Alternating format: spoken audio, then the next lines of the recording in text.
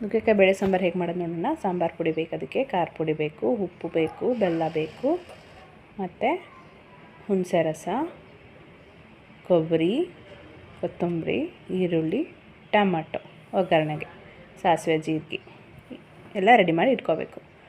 ನುಗ್ಗೆಕಾಯಿ ಬೇಳೆ ಬೇಯಿಸಿಟ್ಕೊಂಡಿರೋದನ್ನ ಅದಕ್ಕೆ 2 ಸ್ಪೂನ್ ಸಾಂಬಾರು ಪೌಡರ್, 2 ಸ್ಪೂನ್ ಖಾರದ ಪೌಡರ್, 2 ಸ್ಪೂನ್ ಉಪ್ಪು ಮತ್ತು ರುಚಿ ನೋಡಿಬಿಟ್ಟು ಮತ್ತೆ ಹಾಕ್ಬೋದು.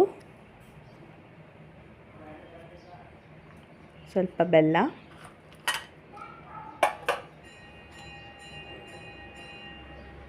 ಕೊಬ್ಬರಿ, ಹುಣಸೆ ರಸ, ಕೊತ್ತಂಬರಿ, ಲಾಸ್ಟಿಗೆ ಹುಣಸೆ ರಸ ಹಾಕಿಬಿಟ್ಟು ಎಲ್ಲ ಮಿಕ್ಸ್ ಮಾಡಿ ಸ್ವಲ್ಪ ನೀರು ಹಾಕಿ ಮಿಕ್ಸ್ ಮಾಡಿ ಇಟ್ಕೋಬೇಕು. ನಂತರ ಒಂದು ಪಾತ್ರೆಗೆ ಒಗ್ಗರಣೆಗೆ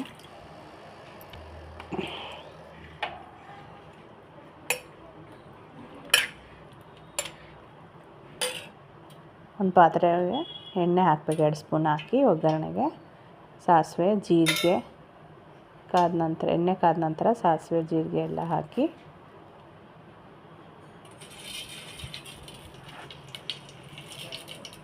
ಈರುಳ್ಳಿ, ಟೊಮೆಟೊ ಹಾಕಿ ಚೆನ್ನಾಗಿ ಬಾಡಿಸ್ಕೋಬೇಕು. ಟೊಮೆಟೊ ಸ್ವಲ್ಪ ಬೆಂದಮೇಲೆ ನುಗ್ಗೆಕಾಯಿ ಬೇಳೆ ಸಾರು ಬೇಳೆನ ಬೇಯಿಸಿಟ್ಕೊಂಡಿರ್ತೀವಲ್ಲ, ಎಲ್ಲ ಉಪ್ಪು ಖಾರ ಹಾಕಿಟ್ಕೊಂಡಿರ್ತೀವಲ್ಲ, ಅದನ್ನು ಇದಕ್ಕೆ ಮಿಕ್ಸ್ ಮಾಡಬೇಕು. ಫಸ್ಟ್ ಟೊಮೆಟೊ ಚೆನ್ನಾಗಿ ಎಣ್ಣೆಗೆ ಸ್ವಲ್ಪ ಫ್ರೈ ಆಗಬೇಕು. ಫ್ರೈ ಆದಮೇಲೆ ಇದನ್ನು ಮಿಶ್ರಣನ ಇದರೊಳಗೆ ಹಾಕಬೇಕು. ಹಾಕಿದ್ಮೇಲೆ ಚೆನ್ನಾಗಿ ಮಿಕ್ಸ್ ಮಾಡಿ ನೀರು ಬೇಕು ಅಂದರೆ ಇನ್ನೊಂದು ಸ್ವಲ್ಪ ಹಾಕಿ ಮಿಕ್ಸ್ ಮಾಡ್ಕೊಳ್ಳಿ. ನಿಮಗೆ ಗಟ್ಟಿ ಬೇಕೋ ತೆಳ್ಳಗೆ ಬೇಕೋ ನೋಡಿಬಿಟ್ಟು ನೀರು ಹಾಕಿಬಿಟ್ಟು 10 ನಿಮಿಷ ಚೆನ್ನಾಗಿ ಕುದಿಸಿದ್ರೆ ನುಗ್ಗೆಕಾಯಿ ಬೇಳೆ ಸಾಂಬಾರು ರೆಡಿ. ಯಾರಿಗೆ ಸಾಂಬಾರು ಇಷ್ಟನೋ ಎಲ್ಲರೂ ಲೈಕ್ ಮಾಡಿ, ಸಬ್ಸ್ಕ್ರೈಬ್ ಮಾಡಿ. ನಮ್ಮ ವಿಡಿಯೋ ಇಷ್ಟ ಆದರೆ ಥ್ಯಾಂಕ್ ಯು.